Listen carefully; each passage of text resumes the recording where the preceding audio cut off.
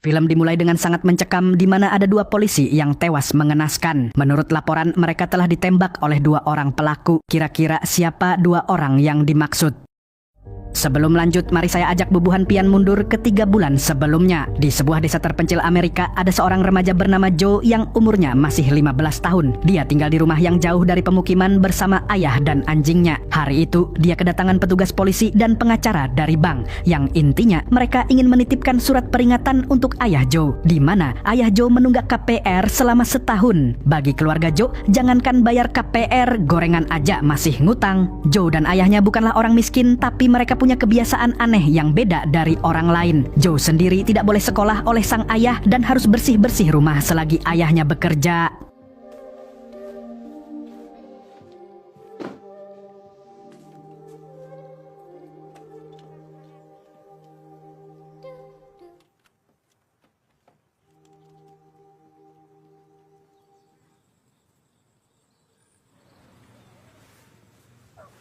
Tak lama kemudian, ayahnya yang bernama Jerry Kane pulang kerja. Di sini, kita tidak tahu si bapak ini kerjanya di mana. Yang jelas, dia adalah Bang Toyib yang jarang pulang. Malamnya, mereka makan dengan gorengan hasil ngutang sambil membahas surat dari bank. Akan tetapi, Jerry tidak mau ambil pusing. Dia merasa bahwa negara ini terlalu serakah, dan apapun yang terjadi, dia tidak akan pernah membayar tagihan tersebut. Setelah itu, Jerry mengetes Joe yang sudah dia tugaskan untuk membaca buku. Jadi selama ini, Joe ternyata homeschooling di rumah dengan pelajaran yang dibuat oleh ayahnya sendiri, alias ayahnya tidak percaya dengan sistem pendidikan Amerika. Bahkan pelajaran PPKN pun diubah total dan mendoktrin anaknya agar membenci pemerintah. Powers in the people.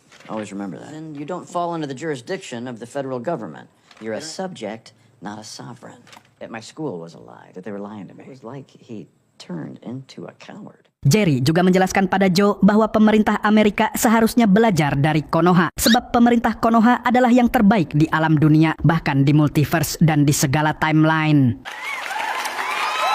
Meskipun bapaknya agak aneh, tapi Joe sangat menyayanginya. Karena sejak sang ibu meninggal dunia, ayahnya selalu merawatnya dengan baik. Besoknya, mereka pergi ke bank untuk mengurus masalah KPR. Namun, Jerry malah berdebat dengan pegawai bank karena tidak mau membayar. Karena kesal, Jerry pun mengajak Joe untuk makan di warteg untuk menenangkan pikiran. Sambil makan, Jerry menjelaskan kalau semua sistem di Amerika itu busuk. Sistem yang ada sekarang sama sekali tidak memihak rakyat kecil, yang kaya makin kaya, yang miskin makin miskin. Usai makan-makan, Jerry mengajak Joe untuk ikut dalam pekerjaannya. Menurutnya, Joe sudah cukup umur untuk mengetahui apa yang dia kerjakan. Jerry mengatakan kalau pekerjaannya mirip-mirip anak abah tapi jauh lebih ekstrim. Yang tentunya hal itu membuat Joe semakin penasaran. Namun sebelum ke tempat kerja, Jerry membelikan jas putih untuk anaknya karena pekerjaan ini adalah pekerjaan yang istimewa. One thing now.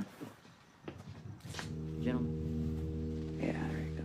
Dan setelah itu, Joe diajak ke sebuah acara komunitas. Disinilah dia akhirnya tahu kalau ayahnya adalah ketua komunitas bernama Sovereign, atau biasa dikenal dengan Sovereign Citizen Movement. Intinya, mereka adalah orang-orang anti pemerintah setelah menjadi korban dari sistem yang tidak adil. Mulai dari pajak yang terlalu tinggi, hukum yang tajam ke bawah, dan pejabat yang bahlul alias bungul. Dalam komunitas ini, anggotanya percaya bahwa mereka adalah orang yang bebas. Mereka berhak mengikuti hukum yang mereka pilih, bukan mengikuti pemerintah. Makanya, kebanyakan dari mereka lebih mengikuti hukum agama daripada aturan yang resmi. Mereka juga menolak membayar pajak karena itu hanya memperkaya pejabat, bukan rakyat. Di sini, Jerry memimpin seminar setiap minggu di mana para anggota harus patungan untuk saling membantu. Not so fast. You want what now? You want a bailout? But then what I want to know is this. When you reloaned it out over and over, where's my promissory note? Where's all that? Have a nice day, folks. One way to find out. Malamnya setelah seminar selesai, Joe berkata kalau dia mau sekolah seperti anak-anak lain. Selama ini, dia hanya belajar di rumah, tidak punya teman, dan tidak pernah pacaran. Hidupnya penuh dengan kesendirian. Namun Jerry melarangnya karena kurikulum sekolah adalah buatan pemerintah. Dan dia khawatir kalau hal itu bisa merusak otak Joe. Alhasil Joe pun hanya bisa pasrah. Minggu depannya Jerry kembali mengisi seminar. Kali ini dia menjelaskan bahwa mereka tidak usah punya SIM atau KTP. Dia menyuruh para anggota untuk hidup semaunya sendiri saja asalkan masih ingat Tuhan. Di komunitas ini kebanyakan anggotanya adalah orang-orang tuwir, jadi mereka iya-iya saja dengan semua perkataan Jerry. Bahkan para anggota rela menyumbangkan banyak uang untuk Jerry yang selama ini membantu mereka. Karena dapat uang banyak, Joe pun menyarankan ayahnya untuk membayar utang di bank. Namun tentu saja Jerry menolak dan memilih menggunakannya untuk kepentingan lain.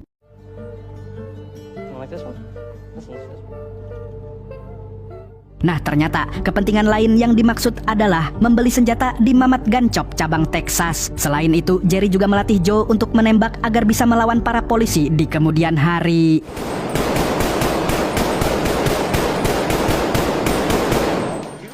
Boy, I made more for the head. You know, they wear bulletproof vests.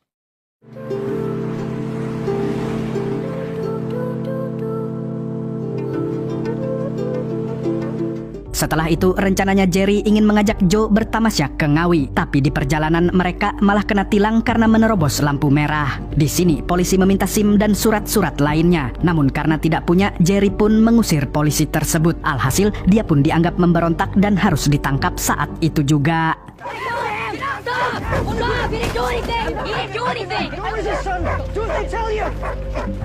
Karena bapaknya ditangkap, otomatis Joe pun diamankan ke dinas sosial. Di sana dia diinterogasi oleh seorang jaksa apakah ayahnya adalah seorang kriminal. Tentu saja Joe membela ayahnya dan mengatakan kalau Jerry adalah sosok ayah yang baik, berwibawa dan rajin mengaji. Namun jaksa itu jelas tidak percaya dengan hal tersebut karena dia menemukan sebuah senjata api di dalam mobil Jerry. Meski Joe terus membela ayahnya, tapi si jaksa masih tidak percaya. Dan demi kebaikan Joe, jaksa itu mengirimnya ke sebuah panti sosial agar Joe bisa dirawat dengan lebih baik.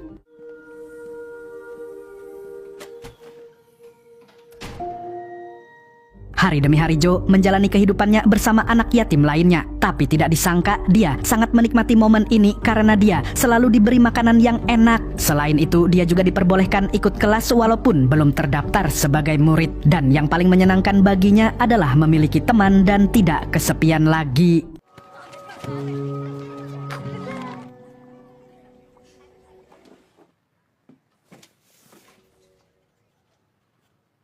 Beberapa hari kemudian, salah satu pengasuhnya menyuruh Joe untuk daftar sekolah saja karena menurutnya Joe adalah anak yang cerdas. Pengasuh itu mengatakan kalau ayah Joe adalah orang yang sesat dan kalau tidak sekolah Joe tidak akan punya masa depan. Dia mungkin hanya akan berakhir menjadi manusia silver. Namun sayangnya Joe yang sudah dicuci otak pun memilih untuk tidak sekolah. Dan tidak lama setelah itu ayahnya bebas setelah ditebus oleh kekasihnya yang bernama Leslie. Alhasil Joe pun dibawa pulang dari panti tersebut. Singkat cerita, Joe kembali menemani ayahnya saat mengisi seminar di komunitas. Tapi kali ini dia merasa bahwa ayahnya berubah menjadi sangat ekstrim. Di sini, Jerry mendoktrin para anggota untuk tidak takut membunuh pejabat dan polisi. Kalau memang perlu, para anggota boleh membunuh mereka. Karena menurut Jerry, semua orang yang ada di pemerintahan adalah orang yang mementingkan diri sendiri. Mereka tidak peduli dengan lansia, mereka tidak peduli dengan orang miskin, dan terus menjerat rakyat dengan pajak yang tinggi. I mean, I don't want to have to kill anybody. I haven't had a drink for 18 years because I can't handle it. If I have to kill one, then I'm not going to be able to stop. What's the matter what the law says about killing? Kok kayak nggak asing ya?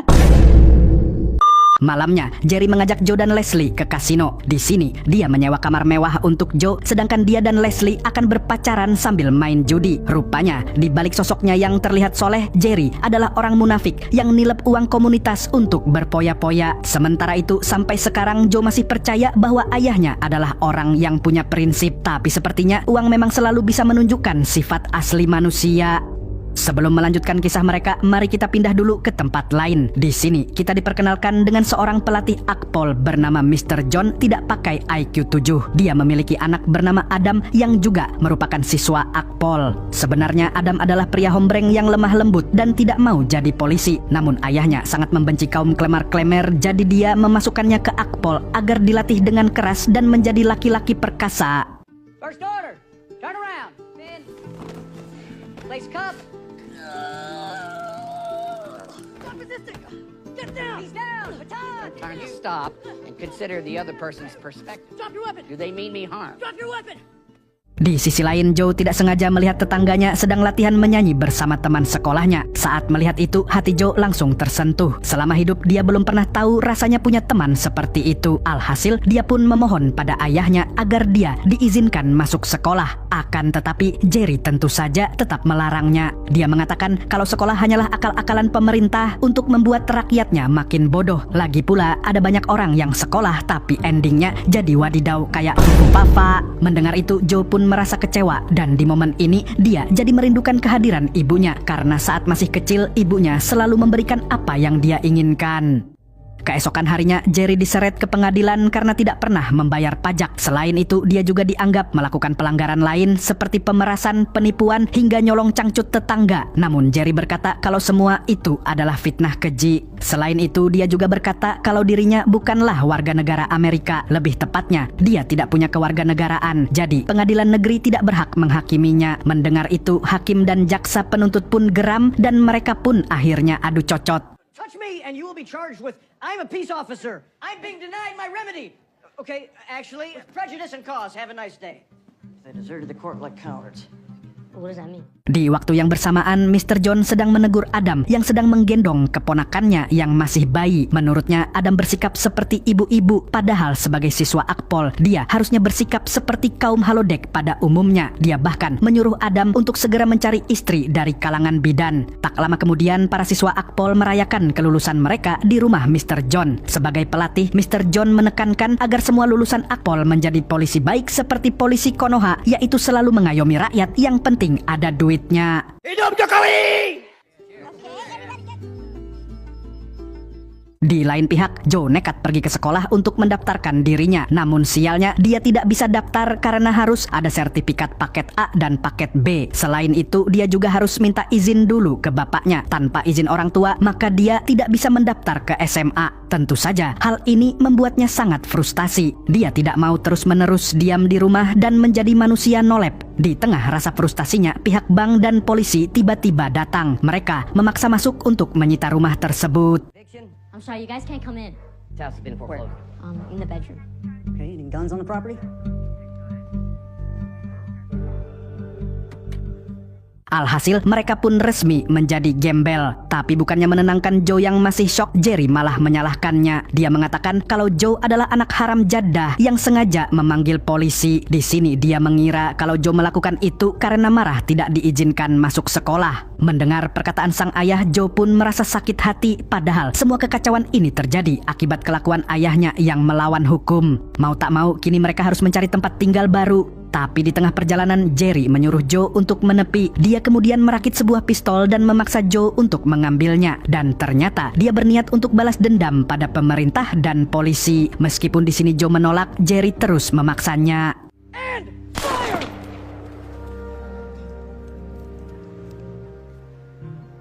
Di tengah emosinya yang masih memuncak, Jerry meminta tolong pada salah satu anggota Sovereign. Intinya, dia butuh uang untuk tempat tinggal sementara. Lalu keesokan harinya, dia langsung mendapat bantuan hotel untuk mempersiapkan seminarnya. Di sini, Joe merasa bahwa otak bapaknya udah kena. Karena walaupun sudah tahu salah, dia tetap melakukan pekerjaannya. Dan yang lebih aneh lagi, ada banyak orang yang mengikuti cocotnya. Pada suatu malam, Jerry dan Joe diusir dari hotel karena sudah tidak sanggup membayar. Akhirnya, mereka terpaksa tidur di dalam mobil butut mereka. Di sini, Joe bertanya kenapa ayahnya menjadi anak abah. Maksudnya, kenapa ayahnya sangat membenci pemerintah. Jerry pun mengatakan kalau ibu Joe dulu meninggal gara-gara pemerintah. Saat itu biaya rumah sakit terlalu mahal dan tidak ada subsidi sama sekali. Padahal pajak yang dibayar sudah sangat-sangat tinggi. Ditambah lagi tidak ada yang namanya BPJS di Amerika. Dan sejak kematian istrinya itu, Jerry mulai menyimpan dendam kesumat pada pemerintah.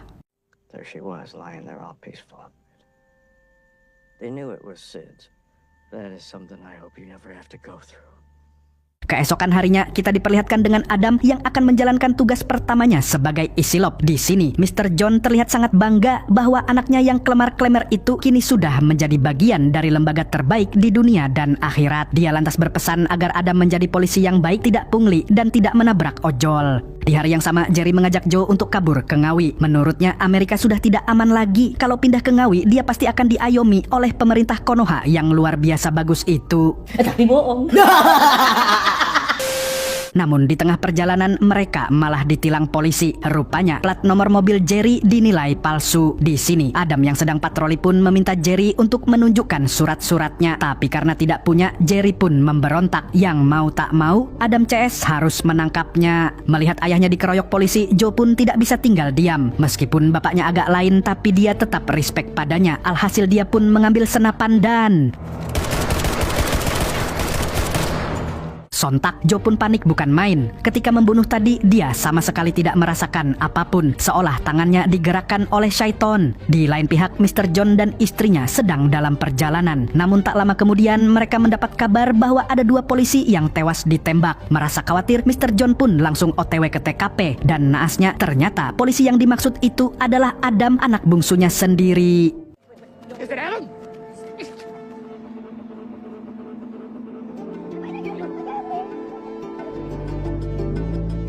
Sementara itu, Jerry membawa Joe ke sebuah tempat untuk mengganti pakaian dan membersihkan diri. Dia juga berusaha menghilangkan semua jejak dan sidik jari Joe. Di sini, Jerry terus membentak Joe yang malah mengulur waktu. Mendengar bapaknya yang bacot, Joe pun tiba-tiba ngamuk dan lepas kendali. Bahkan, dia berniat menyerahkan diri ke polisi. Listen to me! Get off me! Calm down! We need to conquer. We need to conquer now, son. Bersamaan dengan itu, polisi sudah mendapatkan jejak tersangka. Mr. John pun berpesan agar pelaku segera ditangkap. Kalau tidak, arwah anaknya pasti tidak akan tenang. Di sisi lain, kondisi Joe sudah sedikit tenang. Dia dan bapaknya kembali ke Mamat Gun Shop untuk membeli senapan dan amunisi. Mereka memutuskan untuk membrutal saja karena sudah terlanjur. Dan secara kebetulan, polisi mendatangi tempat yang sama. Seketika, Jerry pun langsung menembaki mereka semua.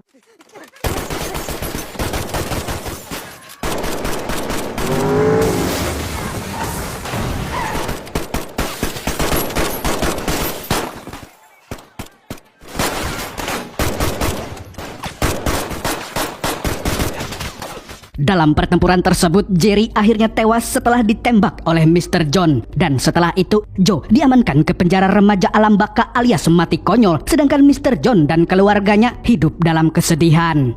Meskipun Adam dimakamkan secara terhormat, Mr. John merasa bahwa hal ini seharusnya tidak terjadi. Untuk apa jadi pahlawan kalau dia tidak hidup lagi? Dan film pun tamat dengan sangat